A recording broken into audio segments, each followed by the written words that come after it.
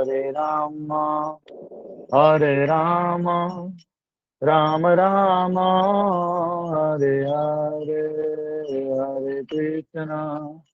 हरे कृष्णा कृष्णा कृष्णा हरे हरे, हरे राम राम राम हरे हरे, हरे कृष्णा कृष्ण कृष्ण हरे हरे, हरे राम राम राम हरे हरे, हरे कृष्ण कृष्ण कृष्ण हरे हरे, हरे राम राम राम हरे हरे, हरे कृष्णा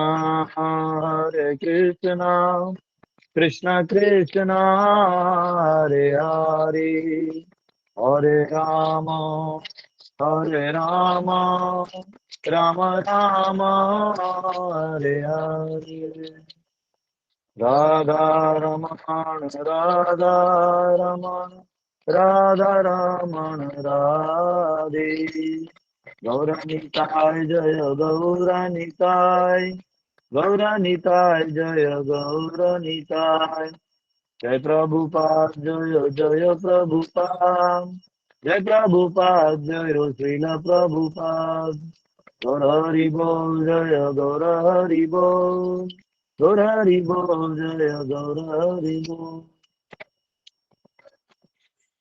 योगधर्म हरिनाम संकीर्तन की जय। ओम नमो भगवते वासुदेवाय, ओम नमो भगवते वासुदेवाय, ओम नमो भगवते वासुदेवाय, नारायणं नमस्कृत्य नरं चैव नरोत्तमं, देवीं सरस्वतीं व्यासं ततो जयमुदीरयेत्, नष्टप्रायेषु भद्रेषु नित्यं भागवत सेवया, भगवती उत्तम श्लोके भक्तिर्भवति नैष्टिकी, कृष्णाय वासुदेवाय देवकी नंदनाय च नंदगोपकुमाराय गोविंदाय नमो नमः। हरे कृष्णा कृष्णा कृष्णा हरे हरे, हरे राम राम राम हरे हरे।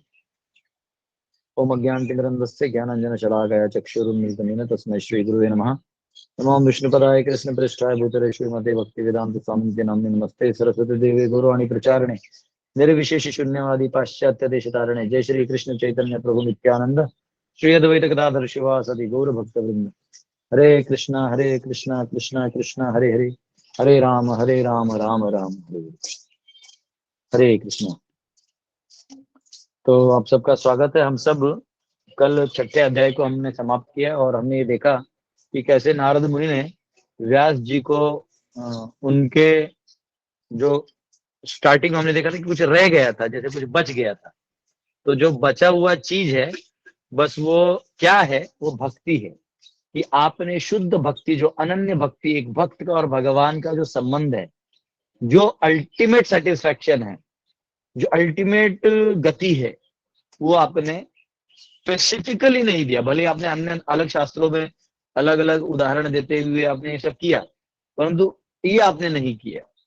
तो आप कृपया करके इसको कंपाइल करिए और समाज को दीजिए। और फिर उन्होंने अंत में, स्टार्टिंग में भी कंपैरिजन किया था अन्य योगों का भक्ति योग के साथ, और अंत में भी भक्ति योग का अन्य योग के साथ कंपेयर करके कंक्लूड कर दिया कि ये से भक्ति बहुत पावरफुल, फास्ट और इजीएस्ट मीन्स है भगवान को प्राप्त करने का। तो ये हमने कल देखा था। आज हम सब जो है 7वें अध्याय में जाएंगे भागवतम के। तो इसका शीर्षक है द सन ऑफ द्रोण कनिष्ठ। तो द्रोणाचार्य के जो पुत्र हैं द्रोणी या अश्वत्थामा है, इनको दंड दिया गया। तो क्यों दंड दिया गया इसे हम आज देखेंगे। और आने वाला जो अध्याय है, तो ये बीच में ही ये चैप्टर कैसे आ जाता है, तो इसका कनेक्शन आने वाले वर्सेस से आपको पता चलेगा। तो क्योंकि भगवान जो है वो डिवोटी के हृदय में सारा नॉलेज दे सकते हैं। तो व्यास देव को स्पेशल मर्सी मिला था। अब जब नारद मुनि ऐसा कह के चले गए, वो नारायण नारायण करते हुए अपना वीणा बजाते हुए, क्योंकि नारद मुनि क्या करते हैं, अव्यर्थ कालतम, वैष्णव जो होते हैं अव्यर्थ कालतम, समय वेस्ट नहीं करते, वो समय का सही उपयोग करते हैं। तो उनको व्यास देव को जो चीज समझाना था, जो बताना था, वो बता के फिर वो निकल गए। तो अब यहाँ पे आता है, आप लोग खोल सकते हैं 7वां 1.1 1.7.1। शौनक उवाच। शौनक ऋषि, जो आपको याद होगा, शौनक इत्यादि ऋषि जो थे सूत गोस्वामी से वार्तालाप कर रहे थे। उस वार्तालाप में व्यास और नारद का वार्तालाप का एक विषय आया। अब नारद जी चले गए, अब ये लोग वापिस पुनः चर्चा कर रहे हैं, ये याद रखिएगा। शौनक उवाच। निर्गते नारदे सूत भगवान बादरायणः श्रुतवान् तद अभिप्रेतम ततः किम अकरोद् विभुः। ऋषि Shaunak asked, O Suta, the great and transcendently powerful Vyasadeva heard everything from Narad Muni. So after Narada's departure, what did Vyasadeva do? तो शौनक ऋषि का सवाल एकदम सही है। वो कह रहे हैं कि जब ये चले गए, नारद मुनि को व्यासदेव ने क्या किया, क्योंकि स्पेसिफिकली ऐसा नहीं कि भागवतम इन्होंने इनको सुनाया, ऐसा नहीं है। नारद मुनि ने सिर्फ बताया कि आपको क्या रह गया है, डिटेल नहीं बताया कि आप ये ग्रंथ कंपाइल करिए, आप ये करिए, ये स्टोरीज लिखिए, नहीं। उन्होंने थीम लाइन बता दिया। देखिए, जो कोच होता है ना, कोच, वो अपने प्लेयर्स को ट्रेनिंग देता है कि ऐसे बॉल आई तो क्या करना चाहिए, ऐसे हुआ तो क्या होना चाहिए। फिर जब वो प्लेयर जो है मैच खेलने जाता है, वहां उसके गुरुजी नहीं होते, वहां केवल वो प्लेयर होता है और ऑपोजिशन का बॉलर होता है, वहां और कोई नहीं होता। अरे आपको यहाँ जो थोड़ा लाइट दिख रहा है ना, हम लोग पेड़ के नीचे बैठते हो, वो छांव का अप एंड डाउन है। तो जो टीचर होता है वो आपको केवल प्रिंसिपल बता के छोड़ देगा, और इतना करना भी चाहिए। जो गुरु हैं, इनको अपने शिष्य को माइक्रो कंट्रोल नहीं करना चाहिए, क्योंकि अगर वो कैसा है, अगर आप माइक्रो कंट्रोल करेंगे तो आप भगवान बनने का कोशिश कर रहे हैं इनडायरेक्टली। तो गुरु को कभी भगवान बनने का कोशिश नहीं करना चाहिए। गुरु को शिष्य को मार्गदर्शन दे के हमें हट जाना चाहिए, ताकि वो अपने लेवल से भगवान का हेल्प लेते हुए वो आगे बढ़े। यही गुरु का काम है कि वो शिष्यों को भगवान से जोड़ना कैसा है, जुड़ना कैसा है, ये सिखाए। अपने पे रिलाई कैसे होना, मुझ पे रिलाई हो जाइए, मैं आपका उद्धार करूंगा, मैं ही आपका उद्धारक हूं। तो ये सब विचारधाराएं जो हैं, वो एक्चुअली हमारे तत्व में नहीं आती। हमें ये सोचना चाहिए कि गुरु हमारे उद्धारक हैं, लेकिन गुरु अगर ये सोचना है कि मैं ही उद्धार करूंगा, भगवान कैसे मत जाओ, मेरे मुझसे बात करो। तो कई बार ऐसा होता है, जब व्यक्ति को पद प्रतिष्ठा मिल जाए या गुरु का सेवा जैसा मिल जाए, तो कभी कभी ये गलती कर सकता है। या हम ही किसी को प्रचार करते हैं, तो हमको प्रचार करते हुए ये ध्यान में देना चाहिए कि उसे हमें भगवान से कैसे जोड़ना है और भक्ति मार्ग से कैसे जोड़ना है, ये देखना है। और अटैच भी होना है और डिटैच भी होना है। अटैच इसलिए होना है क्योंकि वो आपकी जिम्मेदारी है उसको वहां तक ले जाने की, और डिटैच इसलिए भी होना है क्योंकि आप करता नहीं है, हरि करता है, भगवान करता है, तो वो कर देंगे। लेकिन उधर तक लेके जाने का जो प्रक्रिया है, उसमें आपको सक्रिय भाग लेना होगा। तो ये होता है जब व्यक्ति गुरु तत्व पे होता। तो नारद मुनि ने क्या किया, व्यास के डिस्पॉन्डेंसी, यानी उनका जो ये तकलीफ है अंदर में, जो कुछ रह गया है, इतना सब कंपाइल करने के बाद उनको फीलिंग आ रही कुछ रह गया है, तब उन्होंने सब बता दिया कि देखो ये रह गया। अपना जीवन का पर्सनल उदाहरण प्रस्तुत करते हुए उन्होंने बता दिया, ये चीज है भक्ति, ये चीज है, व्यास इसको दो। तो फिर उसके बाद उन्होंने व्यास को फिर भगवान आगे देखिए रेवलेशन कैसा देते हैं वो। जैसे नारद को भगवान ने देखा कि यहाँ सेवा कर रहे हैं वैष्णवों की, तो वहां से उनका हृदय प्रेम से भर दिया और उनको दर्शन दे के फिर उन्हें अपना वीणा अपने हाथों से दिया अगले कल्प में। वैसे अब व्यास देव को भगवान ही वो सारे रियलाइजेशन देने वाले हैं, वो आगे वाले श्लोकों में आने वाला है। तो आइए, सूत उवाच। अभी सूत गोस्वामी शौनक आदि ऋषियों को जवाब दे रहे हैं। ब्रह्म नद्यां सरस्वत्याम आश्रम पश्चिमे तटे श्याम प्रास इति प्रोक्त ऋषीणाम सत्रवर्धन। Sri Suta said, on the western bank of the river Saraswati, which is intimately related with the Vedas, there is a cottage for meditation at some Shamya Prasa, which enlivens the transcendental activities of the sages. तो यहाँ कहा गया है कि ये जगह है शाम्य प्राश करके, तो ये सरस्वती नदी, अगर आप हिमालयों में जाएंगे बद्रीनाथ में, सरस्वती नदी जी वहाँ प्रकट रूप में बहती हैं, फिर वहीं अलकनंदा में जाके जो मिलती हैं वो नहीं दिखती, और यहाँ यमुना जी के माध्यम से अंडरलाइन बहती हैं, और प्रयाग में गंगा यमुना सरस्वती जी का मिलन हो जाता है। तो सरस्वती जी अंडरलाइन होती हैं, और वेस्ट बैंक में यमुना जी होती है, और ईस्ट बैंक में गंगा जी होती है। इसलिए प्रयाग से लेके आगे जहां भी जाइएगा तो ईस्ट बैंक में गंगा जी का पूजा होता है, वेस्ट बैंक में नहीं होता है। वेस्ट बैंक में यमुना जी मानी जाती है। तो प्रयाग के बाद तो यहाँ पे सरस्वती नदी के तट पे आपने सुना होगा सारस्वत ब्राह्मण, सुने होंगे आपने सारस्वत ब्राह्मण। तो ये सारस्वत ब्राह्मण कौन थे? तो माता सरस्वती नदी के जो तट पे बैठ के यहीं से जो सब ज्ञान लिए थे, उन्होंने पूरे समाज में बांटा था। इसलिए आपको कई बार हर गांव में आपको कई बार ब्राह्मण मिलेंगे जो कई सारस्वत ब्राह्मण परिवार से बिलोंग करते हैं, तो वो ये है। और यहाँ पे प्रभुपाद जी तात्पर्य में कह रहे हैं कि वो ये कह रहे हैं कि जो आश्रम, ये जो शब्द है आश्रम, गृहस्थ भी जो है ना उनका घर भी आश्रम होता है, जो सन्यासी हैं उनके स्थान को भी आश्रम कहा जाता है।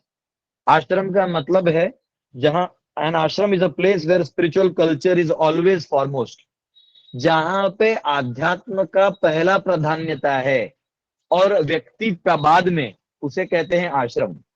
और जहां व्यक्ति अपने आप को प्रधान कर ले और आध्यात्म को पीछे रख दे, और अपने आप को प्रधान करने के लिए वो आध्यात्म का सहारा ले और देहात्म बुद्धि का प्रचार करे कि अरे मैं इंडियन हूं, मैं अमेरिकन हूं, मैं झारखंडी हूं, ये मराठी है ना। तो ये जो देहात्म बुद्धि जब आ जाएगा, तो देहात्म बुद्धि के वजह से फिर क्या होगा कि जो है आपका पतन होने लगेगा, क्योंकि आपने अध्यात्म आगे नहीं लाया। इसलिए चाहे गृहस्थ हो, ब्रह्मचारी हो, आप किसी भी प्रकार के आश्रम में हो, लेकिन आपको ये हमेशा ध्यान रखना चाहिए कि भगवान आगे, हम पीछे। भगवान को आगे करिए, हमें अपने आप को पीछे करिए। हमारे गुरु महाराज श्री संप्रदाय का एक उदाहरण देते हुए बोल रहे थे कि भक्त एक नमक की तरह होता है। नमक जो खाने में हो तो पता नहीं चलता, क्योंकि आदमी खाना खाते रहता है आनंद से, तो प्रशंसा भी नहीं करता कि अरे नमक अच्छा डला है, खा लेता है। लेकिन ना हो तो ऐसा लगता है कि अरे सब्जी है ही नहीं। तो सब्जी नमक के वजह से बनती है, लेकिन नमक कभी दिखता नहीं।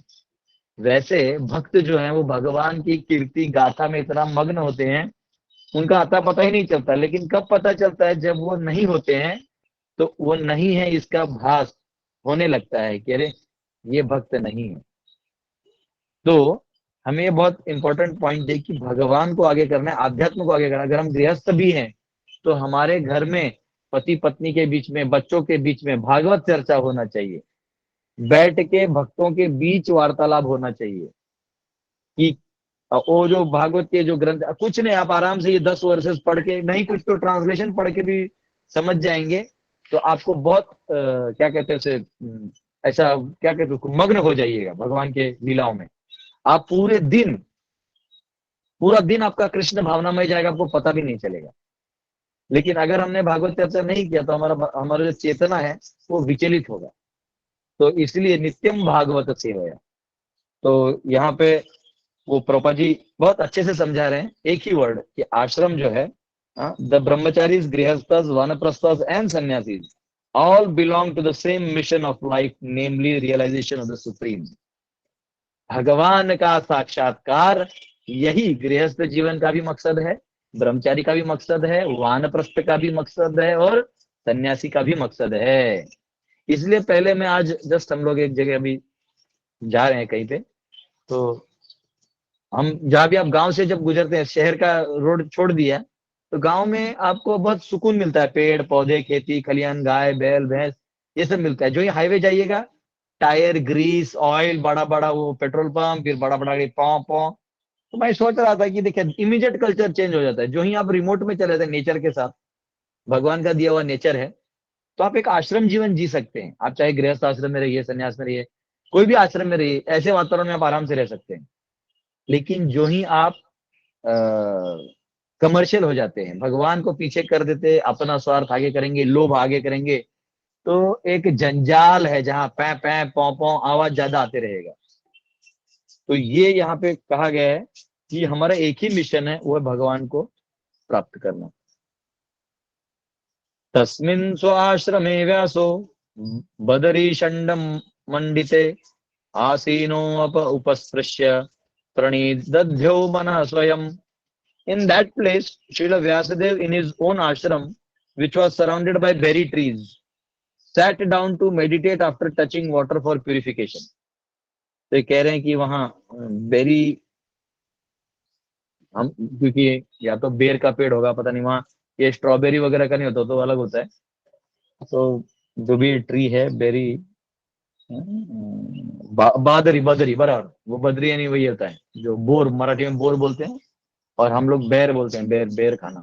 तो उस बेर के पेड़ के नीचे एक बार वृंदावन में नारद मुनि गए, तो नारद मुनि ने देखा यहाँ कोई और पेड़ है ही नहीं, बेर के पेड़ है और बाकी कोई पेड़ नहीं। तो नारद मुनि ने भगवान से पूछा, प्रभु आपके ये ब्रज धाम में ये सिर्फ बेर, ये इसमें महात्म्य में आता है, वृंदावन महात्म्य में, वो कहते हैं आपके पूरे ब्रज में ये बेर के पेड़ है, बाकी पेड़ क्यों नहीं? इतने साधु महात्मा आते हैं, खाएंगे पिएंगे। बोले नहीं नारद, मैं नहीं चाहता कि मेरा साधु आए और भोग करे, वो अपना घर दार छोड़ के आता है तो मुझे याद करे, इसलिए उसको मैं यहाँ देता सब कुछ हूं, लेकिन नहीं भी देता। मैं उतना ही देता हूं जिससे उसका शरीर और आत्मा स्थित रहे, अब बाकी उसको हृदय जो है कृष्ण और मेरे प्रेम से भर देता हूँ। इसलिए वृंदावन में जाएंगे तो आपको और ज्यादा कुछ नहीं मिलेगा, मतलब वहां ऐसा कोई भोग करने लायक कोई चीज भी नहीं है। आप जाइएगा तो आपको बांके बिहारी जी मिलेंगे, राधा श्याम सुंदर जी मिलेंगे, राधा गोविंद जी मिलेंगे, राधा रमन जी मिलेंगे, केशी घाट मिलेगा। उस केशी घाट के चबूतरे पे बैठ के आप जब करिए, आपको एक अलग ही वो फीलिंग आता है। आज भी याद है जब हम लोग वृंदावन में थे, वो 15 दिन, तो रोज 148 माला, 128 माला, 164 माला, पता नहीं चलता था, करते जा रहे करते जा रहे हैं। तो अंदर में भक्ति का जो है रस वो आ जाता है। बाहर में भली पेड़ पौधे में बेर बेर का ही, तो ये बेर का बड़ा महात्म्य है, क्योंकि भगवान ने फिर नारद मुनि ने पूछा भगवान को, ये बताइए फिर बेर का पेड़ क्यों रखा है? बोले अरे वो बंदरों के लिए रखा है। तो यहाँ पे कहा गया है बदरी शायद इसलिए कहा जाते हैं, वहां पेड़ के पेड़ होते होंगे जो भी, तो बेरी ट्रीज है वहां पे, उसके नीचे बैठ के व्यासदेव जो है वो जल को आग लिए और अपना शुद्धिकरण करते हुए ध्यान में बैठिए। देखिए ध्यान क्या होता है ये भी समझना होगा। ध्यान होता है जहां आप अपने इंद्रियों को स्थिर कर देते हैं, प्राणवायु इनको स्थिर करते हुए मनोमय कोश से आप जो है चिंतन करना चालू करते हैं, आपका चित्त शक्ति को बढ़ाते हैं, तो भगवान आपको सारा उधर रिवील करते हैं। जैसे आप सोते तो आप सपना देखते हैं ना, तो सपना देखते हैं तो सब चीज देखते हैं लेकिन नहीं भी। और आप कभी भी सपने में एक चीज नहीं देख पाइएगा कि आईने में आपने अपने आप को देखा है, वो नहीं देख पाइएगा। क्योंकि वो शरीर उसमें दिखता ही नहीं, क्योंकि माइंड में वो कंसेप्चुअल वर्ल्ड होता है, हर चीज का एक कंसेप्चुअल प्रिंट हमारे अंदर होता है, तो वो सपने में दिखता है। तो यहाँ पे इसी शक्ति के माध्यम से भगवान आपको सारी सृष्टि का दर्शन करवा सकते हैं। ये एक अलग साइंस है, बहुत कम लोगों को मालूम है, लेकिन इसको करने के लिए आपको या तो स्वयं सिद्ध पुरुष होना होगा या किसी गुरु के आश्रम में करना होगा।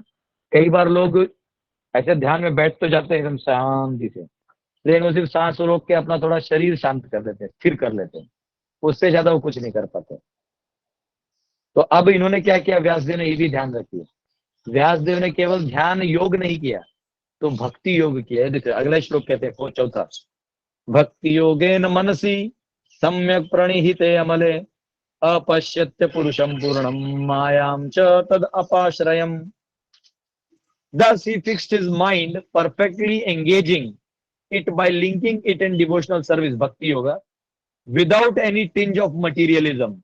And thus he saw the absolute personality of Godhead along with his external energy, which was under full control.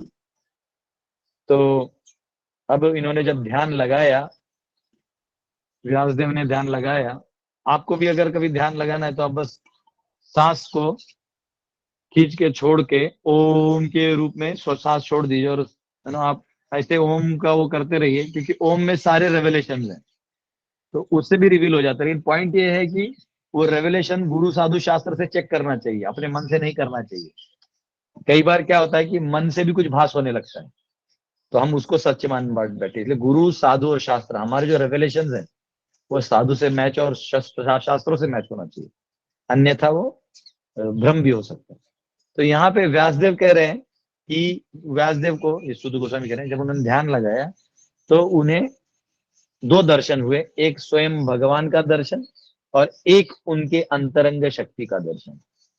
तो ये दर्शन हुआ।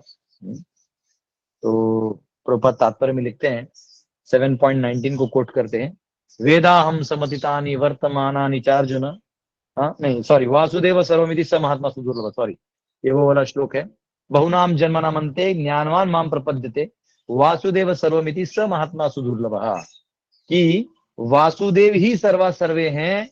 वासुदेव यानी व्यक्ति, याद रखिए, अगर ब्रह्म, निराकार ब्रह्म की बात होती तो निराकार ब्रह्म को अलग से कोट किया जाता, लेकिन यहाँ क्लियर कहा गया Vasudev, the son of Vasudev, उनका बात हो रहा है।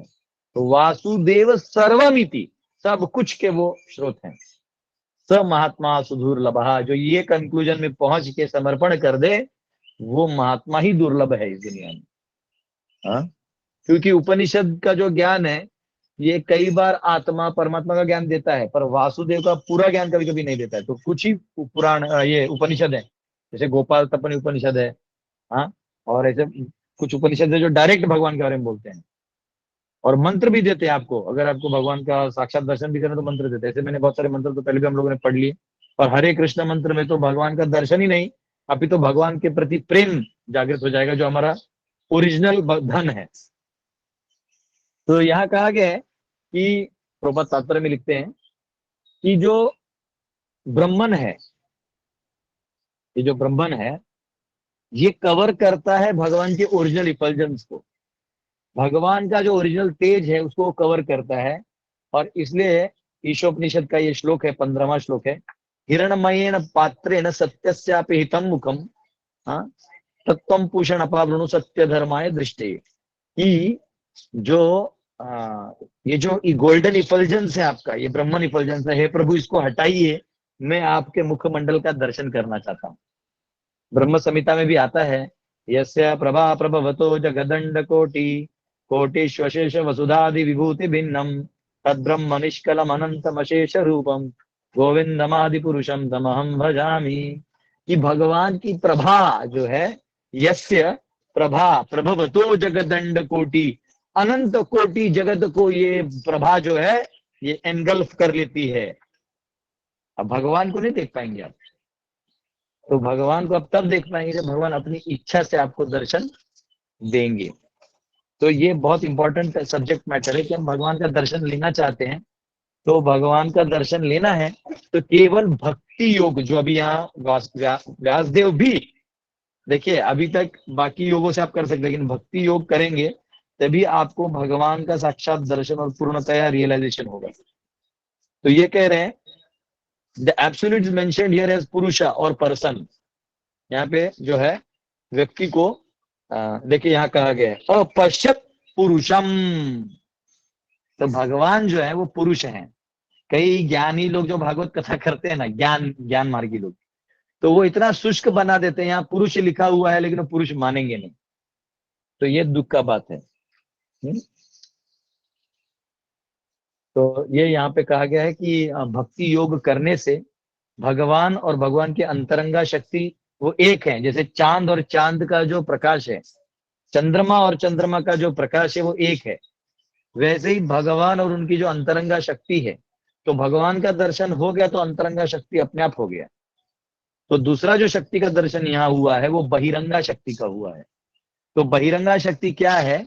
ये छाया शक्ति है, पूर्ण तमस है। इस संसार को तमस, पूरा संसार ब्रह्मांड मटेरियल वर्ल्ड है, इसको तमस कहा गया है। और इस तमस के अंदर जो चल रहा है उसमें सत्व, रज और तमस है। तो इस संसार के तमस में कोई घुस जाए तो तमस तमस में वो कार्य कर रहा है। और कोई बोले मैं सत्व गुणी भी हूं, तो वो तमस सत्य में है, तमस सत्व में है, तो वो बंधन में ही होगा। क्योंकि जब तक हम उस तमस को पार नहीं करेंगे, अंध तमस को, तब तक हम मुक्त नहीं हो सकते। और वो कैसे होगा? व्यासदेव खुद उसको भक्ति योग से प्राप्त करने का कार्य में लगे हुए हैं, और वही हमें भी करना है। तो ये यहाँ पे कहा गया है। 14 और 27 में भी कहा है ना भगवान ने, ब्रह्मणो ही प्रतिष्ठा हम अमृतस्य आवेश्य च शाश्वतस्य च धर्मस्य सुखस्य एकांतिकस्य च। वो कहते हैं कि ब्रह्मणो ही प्रतिष्ठा हम, कि मैं जो हूं वो ब्रह्मगण का स्रोत हूं। क्योंकि उससे पहले वो कहते हैं ना, ब्रह्मभूत प्रसन्नात्मा न शोचती न कांक्षति। तो वो जो है ब्रह्म क्या है, तो उसका भी वो मैं हूं, उसका स्रोत।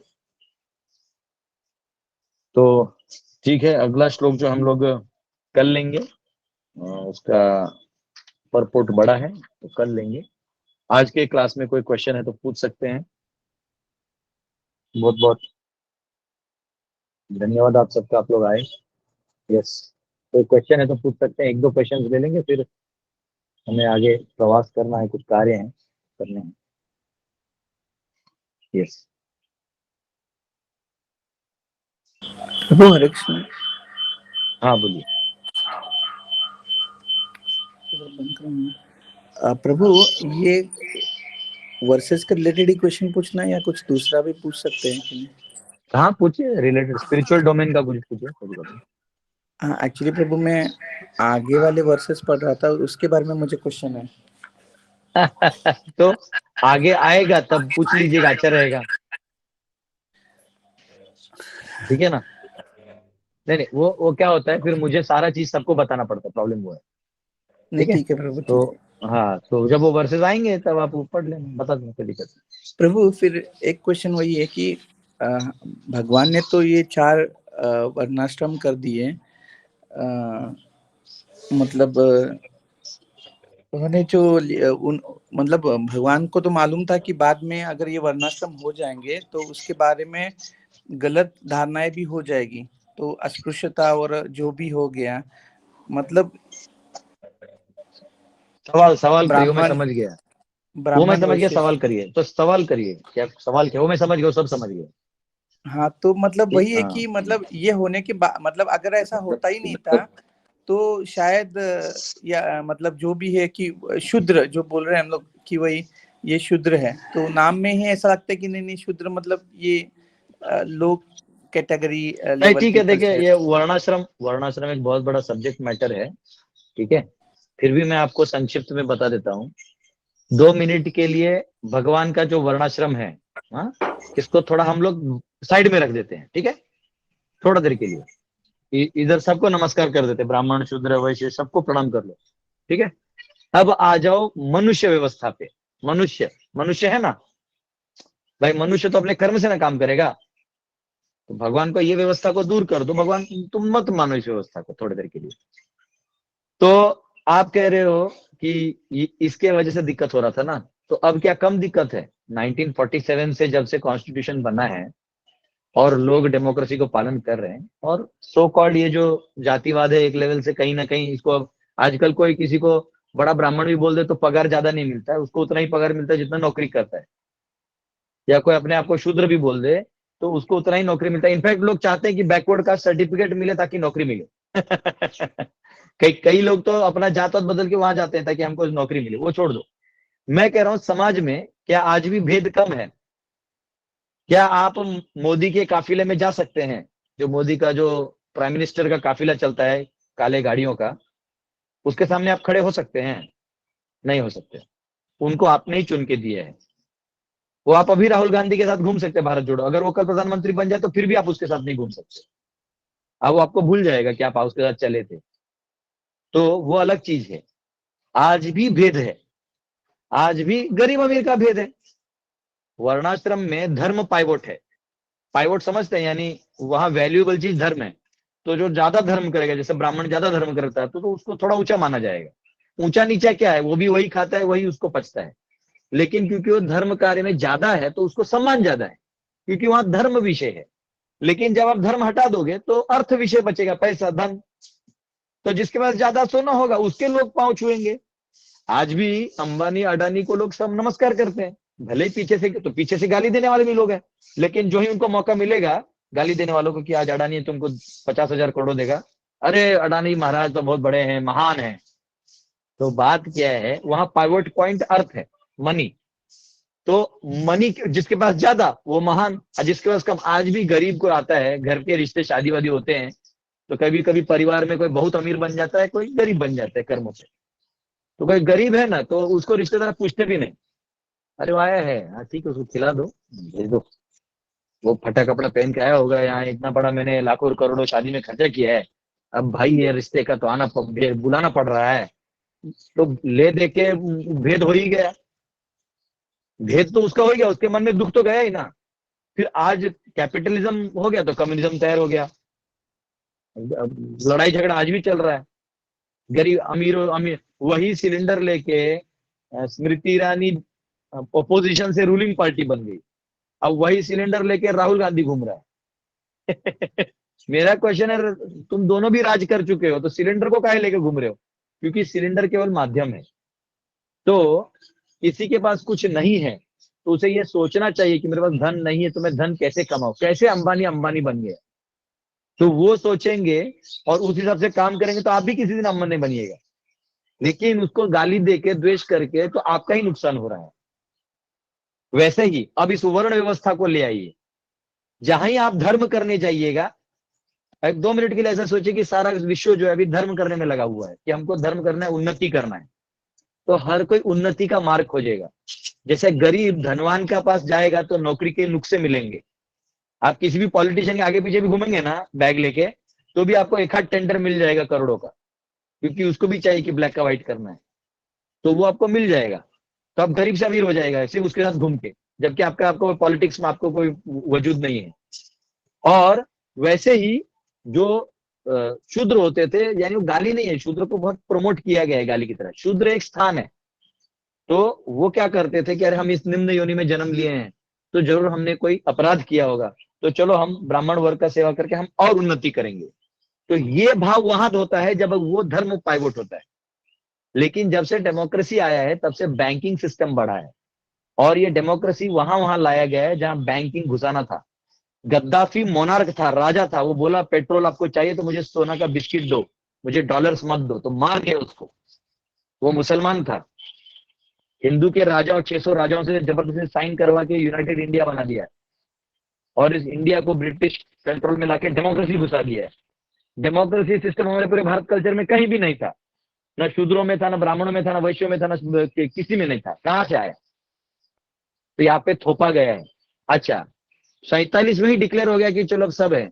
आज भी यूनिफॉर्म सिविल कोड लाने के लिए तो जो शासक है वो कर रहे हैं, वो नहीं ला पाएंगे, क्योंकि यूनिफॉर्म आप तथाकथित सबको इक्वल राइट्स दे दीजिएगा। आप आज भी पुलिस स्टेशन में जाइए, अपना केस दर्ज करिए, वो पहला बोलता है कि देखिए मुश्किल है, बड़ा पैर भी लगता है। आपको बड़े आदमी के पास जाना ही पड़ेगा, किसी एमएलए एमपी के पास जाइए, सर हमारे प्रॉब्लम हो गया सर, आप फोन लगाइए। तो आज भी भेद है। भेद कौन बोला नहीं है? आज कंपनी में चले जाइए, आप कंपनी में चले जाइए, जो बॉस है वो बॉस की तरह गाड़ी में था, उसका पार्किंग अलग होता है, उसको सिक्योरिटी गार्ड होता है, उसका कार महंगा होता है, आपका कार का आप तो कार ही नहीं होता, आपको साइकिल या लोकल से जाते हैं। तो at given point of time भेद आप कभी नहीं खत्म कर सकते, लेकिन प्रायोरिटी चेंज कर सकते हैं। अर्थ का प्रायोरिटी लेके कोई भी सुखी नहीं है। आज की तारीख में जो अमीर है वो टैक्स भर के परेशान है, लोन लेके परेशान है। बड़ा आदमी है, आपको क्या लगता है जियो आपको अंबानी ने फ्री में दिया है? हाँ, सरकार बदली, फोन गया, बोलते सर दे रहे हैं, हमको पैसा नहीं चाहिए, फैसिलिटी दो। कभी कभी बनिया लोगों को पैसा लिया तो सरकार में दिखता है कि पैसा लिया, बोले नहीं एक काम करो, तुम्हारा ये टावर का ले लो लाइसेंस, हम तुमको देते हैं और सबको फ्री करो, हमको डिजिटल करेंसी करना है। तो सरकार से हाथ मिलाना पड़ता है। भाई ऐसा नहीं है, आपको लगता है अंबानी अमीर है, उसकी हालत खराब है वो जानता है। और जो गरीब है वो चिल्लाता है नहीं अमीर लोगों ने हमारा शोषण किया, तुम्हारा शोषण किसी ने नहीं किया, ये कपार में जो तुम लिख के लाए हो वही हो रहा है। सब अपना कर्म भोगते हैं, अपन कर्म भुंजाए शमन, और कोई किसी का इधर दोषी नहीं है। लेकिन हर एक को एक ब्लेम करने वाला चाहिए, नहीं वो ऐसा किया वो ऐसा किया। भाई तो क्या होता है, ब्लेम करना आसान है। मैं कह रहा हूँ शूद्र कोई गाली है ही नहीं। जैसे हमारे भारतवर्ष में, अगर आपको कॉस्मोलॉजी मेरे पढ़ा होगा पता नहीं अपने तो कॉस्मोलॉजी मैंने बताया कि जो भारतवर्ष है यहाँ ब्राह्मण वैश्य क्षत्रिय वैश्य शूद्र बोलते हैं। वैसे अन्य अन्य वर्षों में, इलाव्रत वर्ष में या अन्य द्वीपों में अलग अलग नाम है, जो मैं मेरे कॉस्मोलॉजी क्लासेस में बोर्ड पे लिख के दिया था। वहां शूद्र नहीं कहते, वहां अलग नाम है। तो बस नाम बदल जाता है, कंसेप्ट ये है कि वो उस श्रेणी में है जहां उसका उतना एडवांसमेंट नहीं हुआ है। लेकिन भगवान ने भक्ति सबको दिया, स्त्रियो वैश्य तथा शूद्र तेपि यान्ति पराम गतिम। तो भगवान कह रहे भक्ति करो निकल जाओ, लेकिन आप वो नहीं करोगे तो वर्णाश्रम पालन करो, उससे आपका धीरे धीरे धर्म में बढ़ोतरी होते जाएगा। आप ब्राह्मण को रोज पूजा पाठ करते हुए देखोगे तो आपको अंदर में आएगा कि मैं भी बनना चाहता हूं। तो उसने इच्छा भी कर लिया ना, तो आप वैसे ही आपको मौका दे देंगे भगवान। फिर आप पाप नहीं करोगे, भले आप तथाकथित शूद्र जीवन जी रहे हो पर आप पाप नहीं करोगे। हाँ, जबल कौन था जिसके नाम से उपनिषद है, जबल उपनिषद। तो जबल जो थे वो एक ऋषि के बेटे थे। उन्होंने गौतम ऋषि को देखा कि वो नदी के तट पे अपने गुरुकुल के बच्चों को मंत्र सिखा रहे हैं। तो उनको बड़ा इच्छा हुआ कि मैं भी जो है ऐसा कुछ करूं। तो वो गए गुरु जी, प्रणाम किए, बोले हाँ बेटा। बोले गुरु जी मैं भी पढ़ना चाहता हूँ। तो बोले कौन, कहाँ से हो, क्या गोत्र है, माता पिता का क्या नाम है। तो बोले माता है, पिता का मैं पूछ के आता हूँ। तो बोले जाओ पूछ के आओ। वो माँ के पास गए, माँ मुझे पढ़ना है, गुरुजी बस पूछ रहे हैं कि पापा का नाम क्या है। वो बोले बेटा देखो, वो क्या बताएगी बच्चे को मैं कौन हूँ। बोले देखो मेरे यहाँ बहुत लोग आते जाते, तुम किसके बेटे हो मैं नहीं जानता। वो जाके गौतम ऋषि को बोल दिया मेरे माँ के यहाँ ना बहुत लोग आते हैं, तुमको पता नहीं कि पापा कौन है। देखो बेचारा ऑनेस्टली बोल दिया। तो क्योंकि वो सत्य बोले तो गौतम ऋषि बोले क्योंकि तुम सत्य बोल रहे हो, तुम्हें ब्राह्मण के गुण है, इसलिए मैं तुम्हें वेद पढ़ाऊंगा। और तभी तभी भले ही समाज ने विरोध किया कि नहीं नहीं, ब्राह्मण समाज बोले ऐसे कैसे कर सकते हैं आप, इसका ये वो बोले नहीं, गुण गुण है, वो उसमें सत्य बोलने का गुण है। और आज जबल उपनिषद पढ़िए, उन्होंने आंख खोल दिया है साक्षात्कार का। तो बात यह है कि हमारे शास्त्रों में तो वाल्मीकि क्या थे, हंटर थे। वाल्मीकि जी का रामायण हम लोग पढ़ के आंखों से आंसू गिरा लेते हैं। हाँ? व्यास देव का जन्म आप देख लीजिए। बात यहाँ कौन कहाँ है वो नहीं, आप कर क्या रहे हैं वो इंपॉर्टेंट है। आज आपको बताऊं एक्चुअली कहीं भेद नहीं था, इतने सालों से वर्णाश्रम चल रहा था, कहीं लड़ाई झगड़ा नहीं हुआ।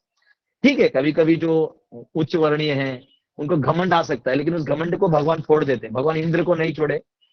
अरे देखो लक्ष्मी जी ने तो श्राप दे दिया ब्राह्मणों को। जब भृगु मुनि छाती पे लात मारे भगवान के, तो बोले जाओ मैं श्राप देती हूँ, तुम लोग पैसा होगा लेकिन तुम लोग संतुष्ट नहीं रह पाओगे उस धन से। इसलिए ब्राह्मण में वही ब्राह्मण संतुष्ट हो पाता है जो धन के आसक्त नहीं होता और अपने कर्तव्यों को करता है। तो फर्क समझिए, भगवान ने संसार को बैलेंस में बना रखा है। और अगर हमको धर्म करना है तो वर्णाश्रम पालन करना ही होगा। और अगर हमें धंधा करना है, हर चीज का व्यवसायीकरण करना है, तो फिर आपके लिए ये डेमोक्रेसी है, उसमें भी भेद है ही। आज भी भेद है भैया, ऐसा कौन बोला, आप कहीं दिखा दो भेद नहीं, भेद होगा ही होगा। ठीक है। तो वैसे ये सब्जेक्ट हमारा वर्णाश्रम का है। और जब से डेमोक्रेसी आए तब से पॉलिटिशियंस को जीतने के लिए लॉबी चाहिए थे, लॉबी। तो आज भी क्योंकि लोग अपनी अपनी प्रथा को लेके चल रहे हैं तो लोग लॉबी कर देते हैं, कुर्मी समाज, ब्राह्मण समाज, फिर मुस्लिम समाज, फिर क्रिश्चियन समाज, फिर काला समाज, फिर गोरा समाज, लड़कियों का समाज, लड़कों का समाज, हिजड़ों का समाज, हाँ, फिर बॉडी बिल्डर का समाज, तोड़ते जाओ, उसका अंत थोड़ी है। तो उसको कुछ कर नहीं सकते आप। वो ये संसार ही स्वार्थी लोगों से भरा पड़ा है। प्रभुपाद बोलते हैं कि कुत्तों को एक साथ पैक कर दोगे एक बोरिया में तो क्या करेंगे, वो थोड़ी कोऑपरेट करेंगे, वो लड़ाई ही करेंगे। तो वैसे यूनाइटेड नेशंस बोलते थे प्रभुपाद कुत्तों का पैक है, हर देश का एक लीडर आया है, भौंक रहा है वहां पे, तो कहाँ से सोल्यूशन निकलेगा। इसलिए प्रभुपाद लड़ाई झगड़ा में नहीं गए, प्रभुपाद ने प्रचार किया, क्योंकि देखिए प्रचार ही सार है। आप लड़ाई झगड़ा करेंगे तो ना आपको फायदा होगा ना किसी और को फायदा होगा। तो ये इम्पोर्टेंट सब्जेक्ट मैटर है, पर इसके लिए मैं अलग से क्लासेस प्रभु लूंगा। अब आपने आपने प्रभु कुछ प्रभु पढ़ लिया, आपने प्रभु सोच सॉरी, लिया, बोलिए। प्रभु प्रभु एक्चुअली आपने जो लक्ष्मी जी हम्म, का उदाहरण दिया ना, जो श्राप दिया था हम्म, कुछ ब्राह्मणों को, प्रभु हम्म, थोड़ा इलेबोरेट करके हम्म। बता सकते हैं प्लीज? बस बस, तुम लगता है ब्राह्मण द्वेषी है कह रहे हैं? ब्राह्मण का कुछ सुनने के लिए आतुर हो गया।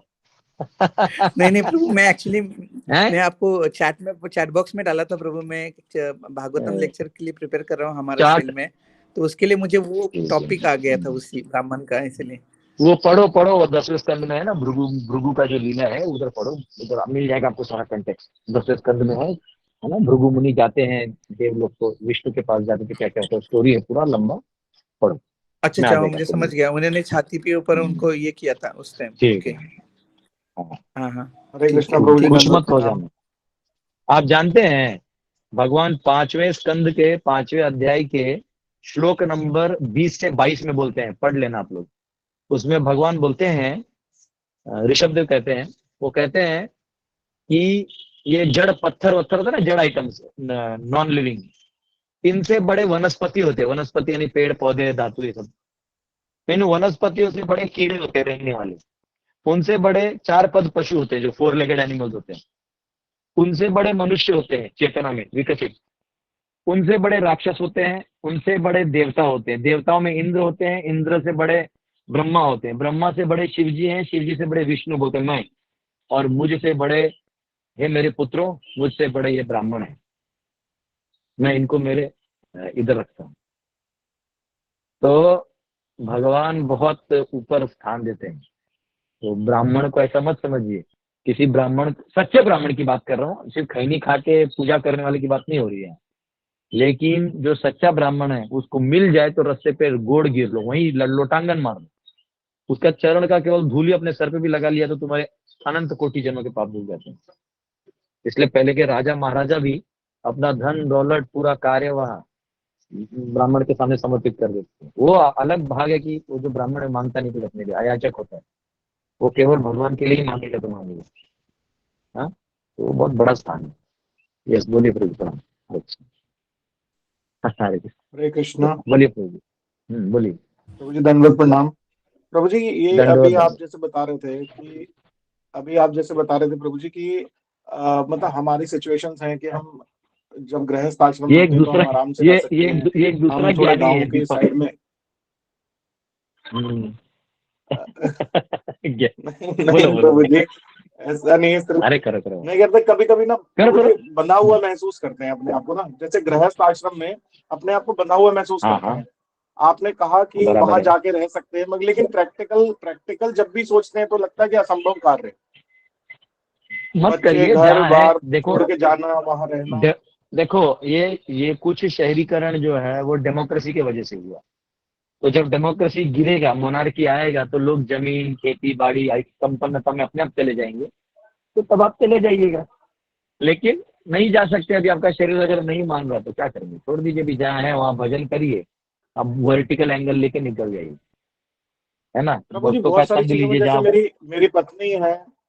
मेरी पत्नी है, हम्म, वो मतलब मैं जितना पूरे दिन पढ़ता हूँ और लेक्चर करता हूँ और मंदिर जाता हूँ, मेरी पत्नी नहीं करती, बिल्कुल भी नहीं करती। मतलब वो तो अपोज भी नहीं ठीक है ना, करती, उससे लेकिन वो आप बिल्कुल सपोर्टिव नहीं है किसी भी चीज में। तो, तो उसके तो लिए आप फिर उसका मतलब क्या आप, करिए, रहने दो उसको नहीं यार, मैं क्या ये नहीं कर प्रॉब्लम रहा है, प्रभु जी। उसको जीने दो। प्रभु आपको जी, नहीं मैं मालूम, कुछ मेरा सुनिए एक प्रभु जी दोस्त आप, है, सुनिए, मेरा एक दोस्त, मेरे एक सीनियर है, 2 साल मेरे से सीनियर थे एक प्रभु, वो मेरे साथ ही मेरे ही कॉलेज में पढ़ते थे। हो सकता है वो आज सैटरडे है तो मेरे क्लास में बैठे भी होंगे, मैं नाम नहीं ले सकता उनका, लेकिन वो मेरे खास फ्रेंड है। तो उनका भी बर्थडे था जनवरी, मैंने फोन किया था, हर साल फोन करता हूँ उनको, सीनियर है मुझे बहुत, उन्हीं के कंप्यूटर पे मैंने इंजीनियरिंग की है, मेरे पास कंप्यूटर नहीं था, मैं उन्हीं के इसमें टाइपिंग करके प्रिंट आउट नहीं कर रहा था। तो वो जब अभी फोन हुआ था तो बोल रहे हैं, प्रभु जी, मेरी वाइफ जब शादी हुआ था तो हमारा लड़ाई होता था, क्योंकि मैं चैटिंग करता तो नहीं करती। आज बोले हमारे शादी को 12 साल हो गए, और बोले आज ऐसा हाल हो गया है कि वो 32 माला करती है, अब मेरा कैसे कैसे रगड़ के 16 होता है, और वो सारा भागवतम 4 बार पढ़ चुकी है और मैं एक ही बार पढ़ चुका हूँ। तो आपको ये मालूम होना चाहिए कि आज जो सिचुएशन है वो कल नहीं रहेगा। कल उस माता जी को जीवन में कोई ऐसा अनुभव आएगा वो बोलेगी नहीं मैं भी अब भक्त बनूंगी, क्या पता वो सारा सब प्रभु जी लोगों का लेक्चर सुन के वो तुमसे भी आगे बढ़ जाए। लेकिन अभी आप एक पति हो, आप उसका रक्षा करो, उसका समर्थन करो, और एक वर्णाश्रम का दायरा है, उससे ज्यादा वो डिमांड नहीं कर रही है। तो जो एक पति पत्नी का रिलेशन है, जो एक वो एक प्रॉपर जो वचनबद्ध अवस्था है, उसको लेके अपने मुक्ति का मार्ग रखो, बहुत सुंदर से आपका जीवन चलेगा। हो सकता है माता जी आपसे भी सुंदर भक्त बने और वो अच्छे से भक्ति करके भगवान प्रभु जी उन पे मेरा पहले कृपा कर क्वेश्चन दे, ये क्या पता। मेरा क्वेश्चन ये है कि सरलता नहीं रहती प्रभु जी। बात ये नहीं है कि वो नहीं क्या नहीं कर नहीं, रही है, वो तो चलो हो जाएगा जैसा भी, लेकिन अपनी देखो लाइफ में भी देखो देखो नॉर्मली प्रभु सरलता जी, नहीं रहती। देखो तुकाराम महाराज जो थे ना वो बहुत सरल थे, लेकिन उनकी पत्नी रोज गाली देती थी। लेकिन तुकाराम महाराज कुछ नहीं बोलते थे, क्योंकि कुछ बोल ही नहीं सकते आप। देखो कोई भी आदमी, चाहे वो माता जी आपकी पत्नी हो, कोई साइड वाला हो, दोस्त हो, भाई हो, बहन हो, माता पिता, कोई भी हो इस दुनिया के, आप जब तक किसी के काम के हो, उनकी इच्छा पूरी कर रहे हो, वो आपसे सब सरल रहेंगे। जो ही आप उनसे उनका काम नहीं करोगे, वो सरलता भाड़ में जाए, बोलते भाग, ठोको इसको। हाँ, तो क्या होता है कि अभी एक हमारे आश्रम में एक प्रभु जी थे, तो कुछ गड़बड़ हो गया, तो फिर एक्शन लेना पड़ा। तो अब वो दिन भर परेशानी क्रिएट कर रहे हैं मेरे लिए, नहीं मैं तुझे बर्बाद कर दूंगा। हम बोले ये ऐसा सोच गलत है। जो भी हुआ है तुम्हारे अच्छे के लिए, अब तुम्हें भी मौका मिला, तुम भी अच्छे से प्रचार कर लो, कोई दिक्कत नहीं। तो नहीं नहीं हम इधर तकलीफ देने में लगे। तो देखो उसके रिएक्शंस तो आ रहे हैं, बट पॉइंट क्या है, कुछ नहीं कर सकते आप। जो टेढ़ा है, देखो टेढ़ा है वो टेढ़ा ही रहेगा, लेकिन चंदन को सांप अगर चिपकेगा तो चंदन विषैला नहीं होगा, सांप में चंदन का सुगंध आएगा, ये भी याद रखिए। तो हमें क्या है, भगवान को पकड़ के रहना है। और हमको ये टेढ़ा, दुनिया टेढ़ा ही है प्रभु जी, सब टेढ़े हैं। आप काम किसी का कर दो तो सब आपके लिए मीठे हो जाते हैं, और काम नहीं कर दो तो 1 मिनट में पलट जाते हैं। आपको पढ़ना है तो 11वें स्कंद के 23वें अध्याय में अवंती ब्राह्मण की कहानी आती है, द सॉन्ग ऑफ अवंती। तो उसमें अवंती बहुत अच्छा श्लोक बोलते हैं कि बोले एक कौड़ी के लिए कैसे आदमी तुम्हारा जान ले सकता है। और ये हो रहा है, मारा मारी, 10,000 लोन ले लिया, दोस्त को मार लिया। पूना में एक आदमी था, उसको गोल्ड मैन बोलते थे। पूरा सोने का, वो शर्ट सोने का पहनता था, जूता सोने का था, भाई ऐसा बनवा के लेता, इतना सोना था उसके पास। मतलब सोना ही सोना था, वो खुद बस उसका दांत व्हाइट दिखता था, चेहरा काला, बाकी सोना सोना। क्या हुआ, उसके एक ग्रुप था उसका, जो रिच लोगों का ग्रुप होता है, उसमें वो उसका था। तो उन्होंने पार्टी रखा, उसको दोस्त की तरह बुलाते थे, तू भी आजा। बोले सुन, किसी को मत लाना, ड्राइवर को मत लाना, ये अपना पार्टी है, हम लोग पियेंगे। वो गया, इन 16 लोगों ने उसको पत्थर से मारा, क्योंकि इनके पास गन था नहीं। पत्थर से सर पे फोड़ फाड़ के सबने यहाँ मार दिया उसको। अब जो भी होगा, पैसे का विषय होगा, कोई और विषय होगा, लोन का विषय होगा, कुछ भी होगा। अब मुझे बताओ कितनी घृणा होगी कि मार दिया, और किसके लिए? एक जिसको हम लोग टट्टी बोलते हैं, साधु लोग जो है ना, सोना को ये पीला टट्टी बोलते हैं। इसको जो गृहस्थ है वो सजा धजा के करके घूमता है। हाँ? तो टेढ़ा तो दुनिया है प्रभु, और ये टेढ़ा ही रहेगा, लेकिन हमको सरल बनना है। थोड़ा बहुत नुकसान होगा, वो होने दो, जितना जरूरी है उतना टेढ़ा भी रह सकते हैं। छठम प्रति शाठम देखना है कितना जरूरी है, नहीं है, पर वो टेढ़ा अंदर में नहीं घुसना चाहिए हमारे, वो सिर्फ कार्य में होकर हट जाना चाहिए, निरासक्त होते हुए करना। और जब तक आप गृहस्थ आश्रम में हैं तब तक ये बंधन होंगे। फिर जब आप संन्यास आश्रम में भी आएंगे तो इधर के अलग बंधन है, लेकिन यहाँ ये है कि आप दिन रात प्रचार कर सकते हैं, अपनी सेवा कर सकते हैं अगर आप चाहें तो। गृहस्थ में क्या आप चाहें तो भी थोड़ा मुश्किल होता है। कभी कभी कोई, हम लोग बोलते हैं हमारे गुरुकुल आइए, तो कोई प्रभु जी बोलते प्रभु जी मैं आना चाहता हूँ, छुट्टी नहीं है। कोई माता जी बोलते हम आना चाहते हैं, लेकिन हमारे प्रभु जी नहीं मानते हैं। अब किस किस को हम क्या कर सकते हैं? तो अच्छा है कि ऑनलाइन सब चीजें हो जाती हैं, तो सेवा मिल जाता है। तो ठीक है प्रभु जी, ये जप करते रहिए, भक्तों का आशीर्वाद लेते रहिए। हरे बहुत कृष्ण बहुत प्रभु जी, धन्यवाद दंडवत प्रणाम। प्रभु जी। ऐसा है अभी मुझे यहाँ से निकलना है, और मुझे आगे कुछ सेवाएं हैं, तो मैं वो करके फिर आपसे कल मिलूंगा, आपको कल क्वेश्चन आंसर कर सकता हूँ। ठीक है, बहुत बहुत धन्यवाद आप सबका। हरे कृष्ण। प्रभुपाद की हरे जय। कृष्ण प्रभु जी, Prabhuji, दंडवत thank you प्रणाम। so much. Thank you so Very much. good. दंडवत प्रणाम।